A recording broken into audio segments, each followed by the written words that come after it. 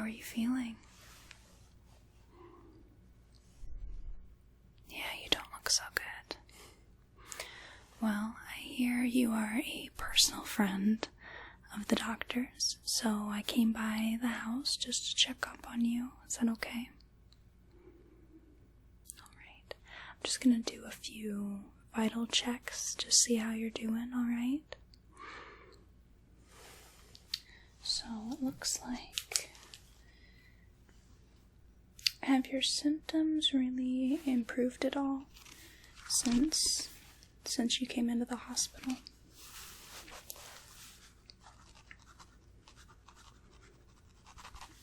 Not really? Okay. Are you still having the nausea? Okay. And still quite a bit of pain?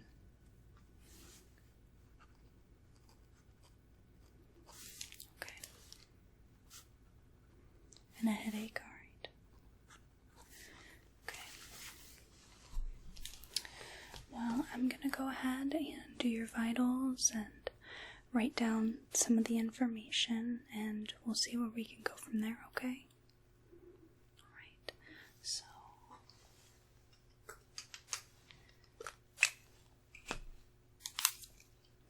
got my little thermometer here. Okay, so I want you to open your mouth for me. Okay, I'm going to stick this under your tongue. Just hold it there. Okay. Just keep holding it.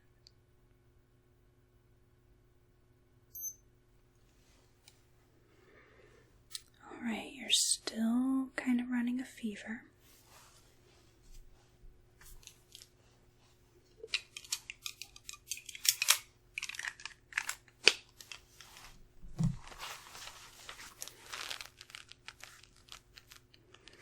Now it's just a low-grade fever, but still enough to be a little worrisome. Right.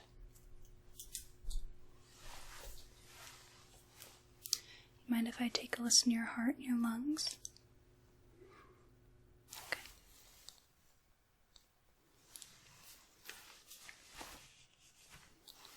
The stethoscope's always a little cold. So I'm just going to place this on different parts of your chest, and I just want to listen to how your heart is beating and how your lungs are sounding, okay? So just for now, you can breathe normally.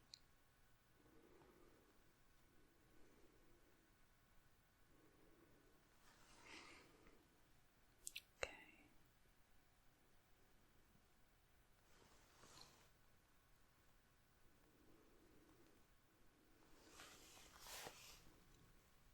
Sounding very strong, that's good.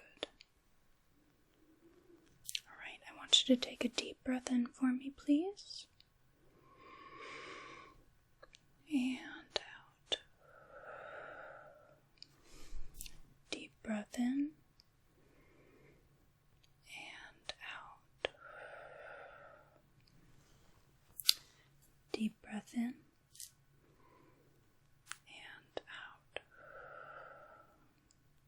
Alright, so I'm going to need you to sit up a smidge so I can listen to the back of your lungs, okay? Okay. Alright. Deep breath in. And out. Deep breath in. And out. Okay, one last time. Deep breath in.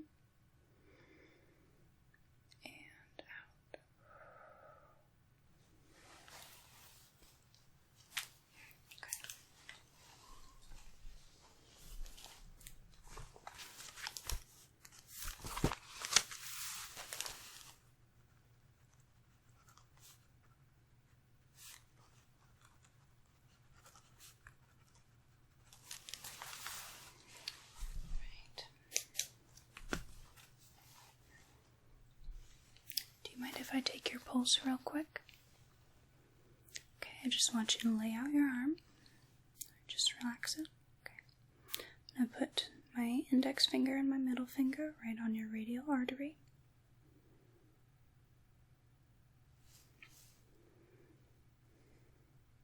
Just relax. I know it can be kind of frightening, but you're in good hands.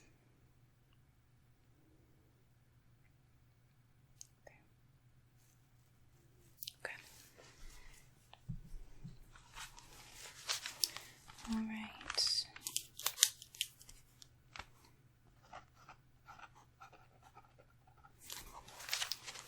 So you're working up a bit of a heart rate, and you're working up a little bit of a sweat, huh? Yeah. Mind if I? Yeah, you're definitely feverish. Are you staying hydrated? Oh, you need to stay hydrated. That'll help with the fever. Here, just give me a sec.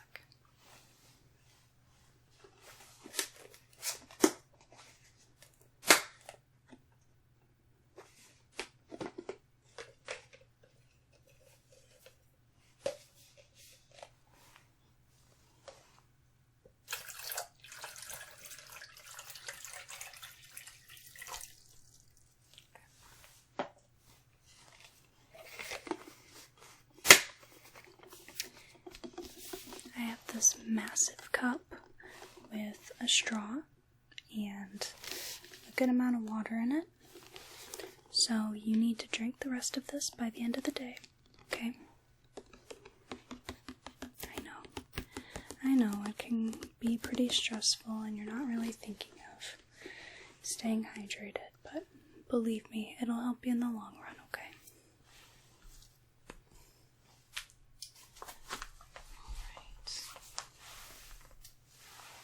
I'm gonna grab your blood pressure, okay? So I'm gonna have you lay out your arm again.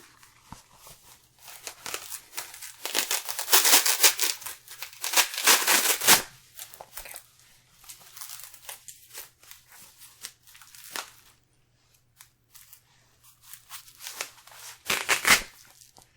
Okay. Lay this around your arm.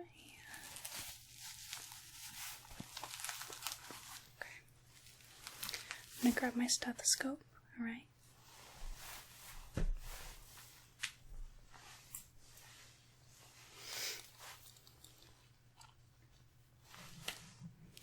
Okay. I'm gonna lay this right on the crease of your elbow here, and we're gonna start, alright? Okay.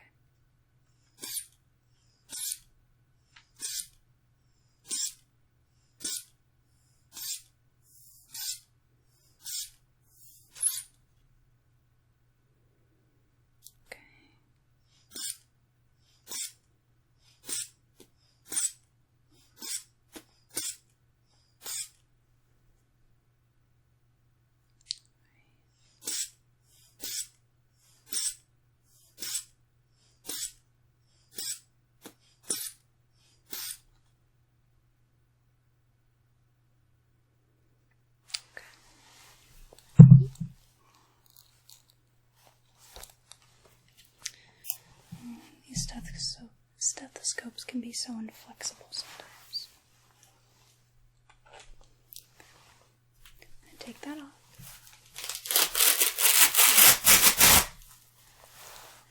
Just wrap it up. There we go.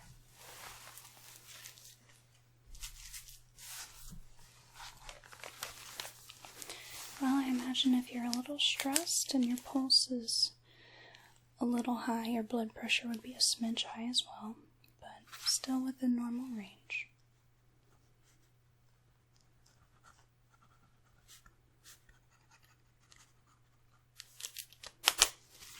Okay.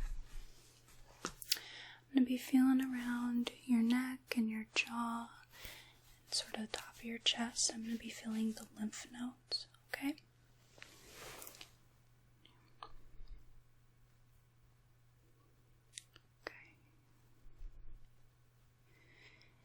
There's a little something going on, huh? Still a smidge swollen. Okay.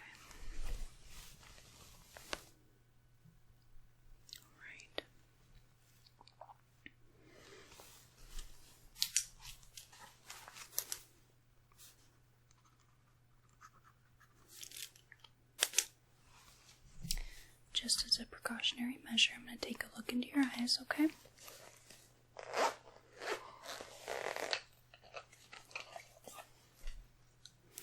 I don't have a regular flashlight on me, but I do have an otoscope, and that has a flashlight, and really, it'll do the same thing. So, I'm just going to have a look in your eyes real quick. Okay.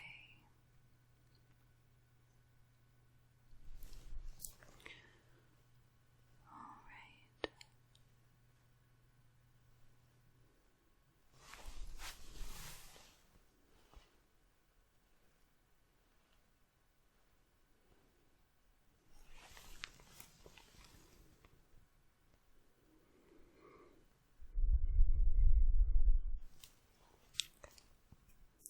Shine in one light, look in the other.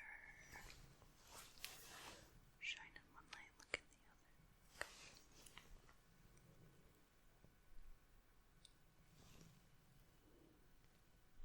Okay.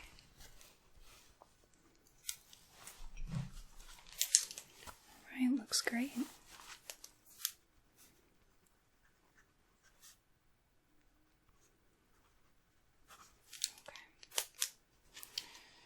So, I have it written down here that you are still on 800 megs of ibuprofen every 4 hours. Is that still correct? Okay, are you still experiencing quite a bit of pain? Alright. And it looks like you're not very good at responding to opioids, right? So that's why they have you on the ibuprofen. Are you taking anything for the nausea at all? Okay. Well, I can talk to the doctor about getting you some Zofran, but until then, I have a couple things that I can give you, just, as more of a home remedy, if that's alright with you. Okay,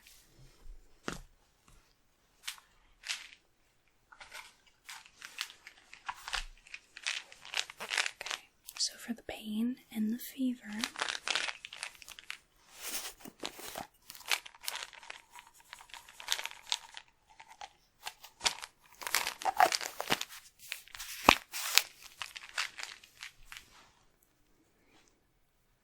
I have a dose of acetaminophen, okay? And for the nausea, just have some regular Pepto-Bismol. I'm gonna have you take this one first, and then I'll get you your Pepto, okay? Right. Here's your water. Right. And here's your pills, okay? I'm just gonna set that in your mouth. Okay. Make sure to swallow. Always have to make sure to swallow.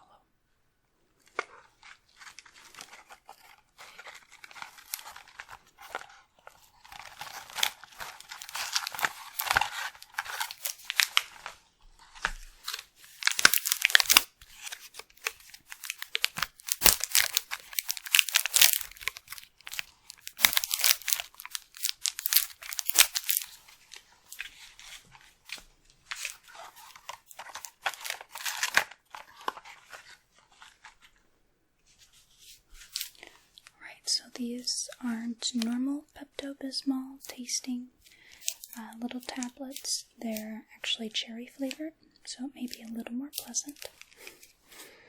After I had an ulcer, I had to take these all the time. I was so tired of Pepto. But it does work quite a bit of wonders. So here's the dose of that. Okay, you can just take those apart. You can just chew them up. Right.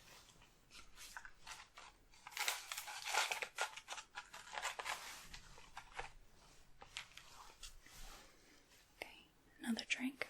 Right. Here you are. Okay.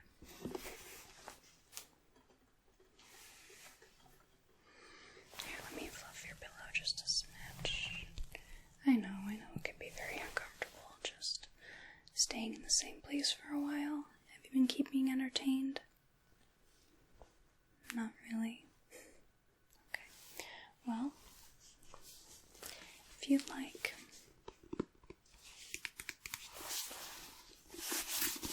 I always keep a copy of Alice's Adventures in Wonderland. It's one of my favorite books.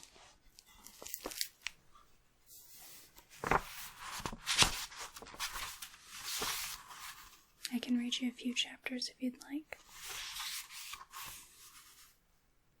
Okay. No, it's no trouble at all.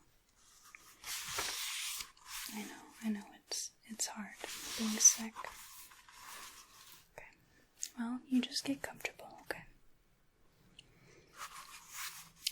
There's a poem in the beginning that goes, "All in the golden afternoon, full leisurely we glide, for both our oars with little skill by little arms are plied, while little hands make vain pretense our wanderings to guide. Ah, cruel three in such an hour, beneath such dreamy weather, to beg a tale of breath too weak to stir the tiniest feather. Yet what can one poor voice avail against three tongues together? Imperious Prima flashes forth her edict to begin it. In gentler tone Secunda hopes there will be nonsense in it, while Tertia interrupts the tale not more than once a minute. Anon to sudden silence won, in fancy they pursue the dream child moving through a land of wonders wild and new. In friendly chant with bird or beast, and half believe it true. And ever as the story drained the wells of fancy dry, and faintly strove that weary one to put the subject by, the rest next time, it is next time, the happy voices cry. Thus grew the tale of Wonderland, thus slowly one by one. Its quaint events were hammered out, and now the tale is done. And home we steer, a merry crew, beneath the setting sun. Alice, a childish story take, and with a gentle hand lay it where childhood dreams are twined in memory's mystic band, like pilgrims withered wreath of flowers plucked in a far-off land. Probably be able to read you at least one chapter, maybe two. Okay. Chapter 1, Down the Rabbit Hole. Alice was beginning to get very tired of sitting by her sister on the bank, and of having nothing to do. Once or twice she had peeped into the book her sister was reading, but it had no pictures or conversations in it. And of what is the use of a book, thought Alice, without pictures or conversation? So she was considering in her own mind, as well as she could, for the hot day made her very sleepy and stupid, whether the pleasure of making a daisy chain would be worth the trouble of getting up and picking the daisies, when suddenly a white rabbit with pink eyes ran close by her. There was nothing so very remarkable in that, nor did Alice think it so very much out of the way to hear the rabbit say to itself, oh dear, I shall be too late." And when she had thought it over afterwards, it occurred to her that she ought to have wondered at this, but at the time it had all seemed quite natural. But when the rabbit actually took a watch out of its waistcoat pocket and looked at it, and then hurried on, Alice started to her feet, for it flashed across her mind that she had never before seen a rabbit with either a waistcoat pocket or a watch to take out of it, and burning with curiosity, she ran across the field after it, and fortunately was just in time to see it pop down a large rabbit hole under the hedge. In another moment, down went Alice after it, never once considering how in the world she was to get out again. The rabbit hole went straight on like a tunnel for some way, and then dipped suddenly down, so suddenly that Alice had not a moment to think about stopping herself before she found herself falling down a very deep well. Either the well was very deep, or she fell very slowly, for she had plenty of time as she went down to look about her and to wonder what was going to happen next.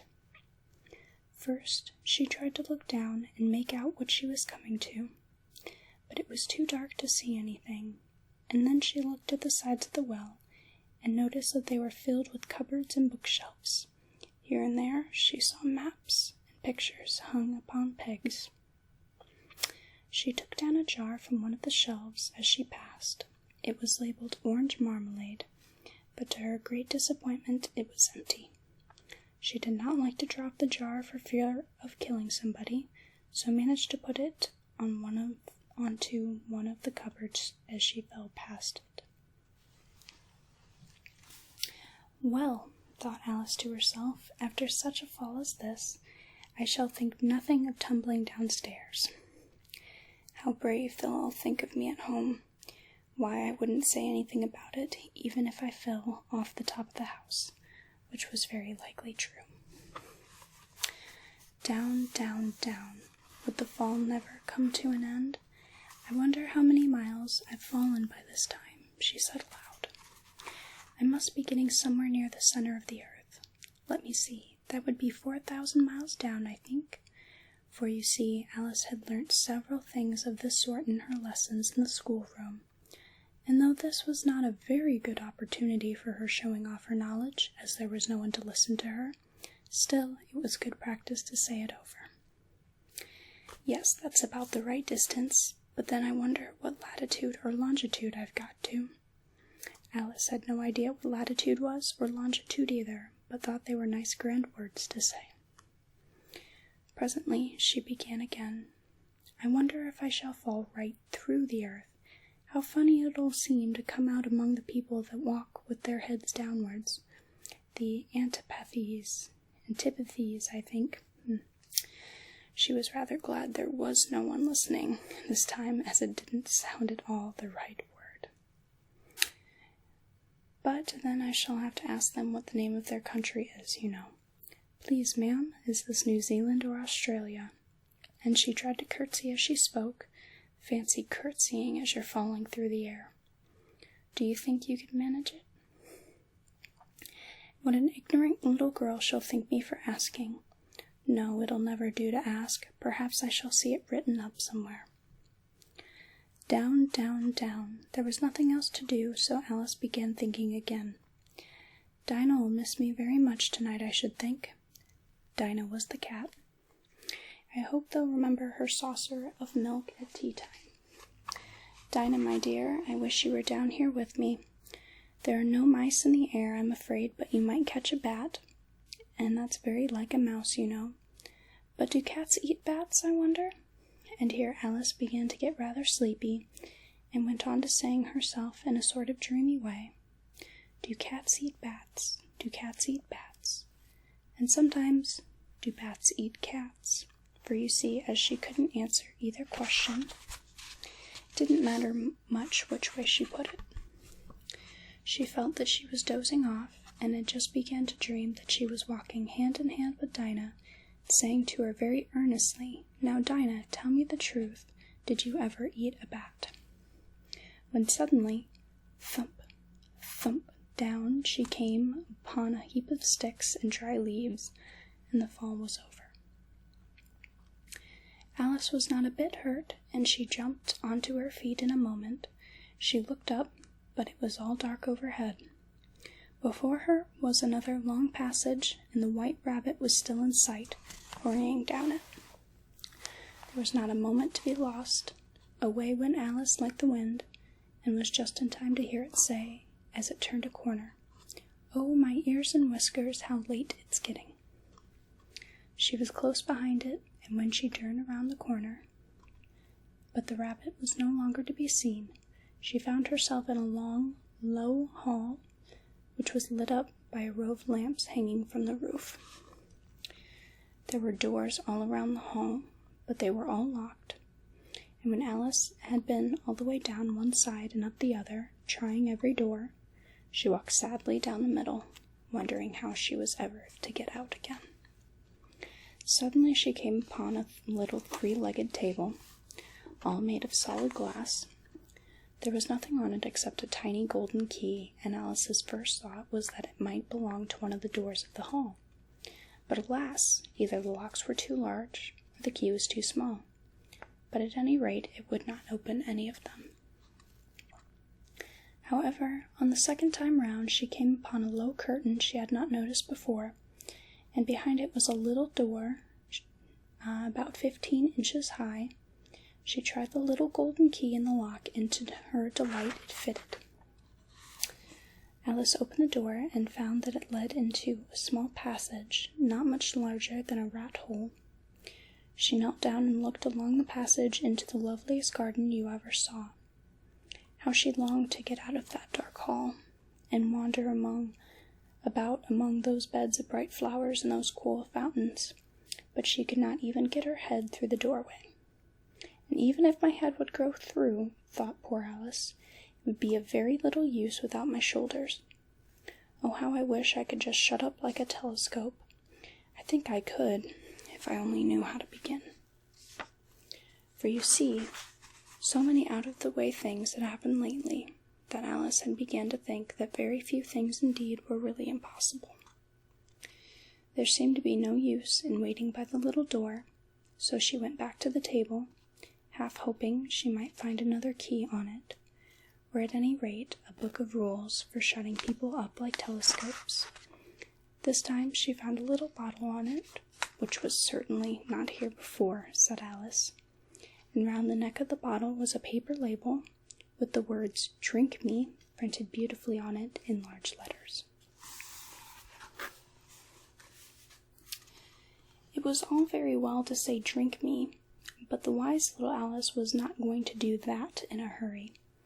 "No, I'll look first," she said, "and see whether it's marked poison or not," for she had read several nice little histories about children who got burnt and eaten up by wild beasts and other unpleasant things, all because they would not remember the simple rules their friends had taught them, such as that a red-hot poker will burn you if you hold it too long, and that if you cut your finger very deeply with a knife, it usually bleeds. She had never forgotten that if you drink much from a bottle marked poison, it is almost certain to disagree with you sooner or later. However, this bottle was not marked poison, so Alice ventured to taste it, finding it very nice. It had, in fact, a sort of mixed flavor of cherry tart, custard, pineapple, roast turkey, toffee, and a hot buttered toast. She very soon finished it off. I think that's enough for now.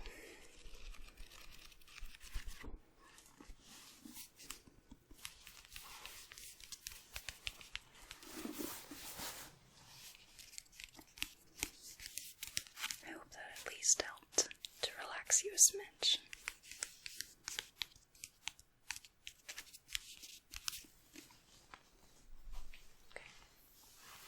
I want you to get plenty of rest, and I want you to stay hydrated, okay? I know. Please, get some sleep, okay? I'll see you very soon.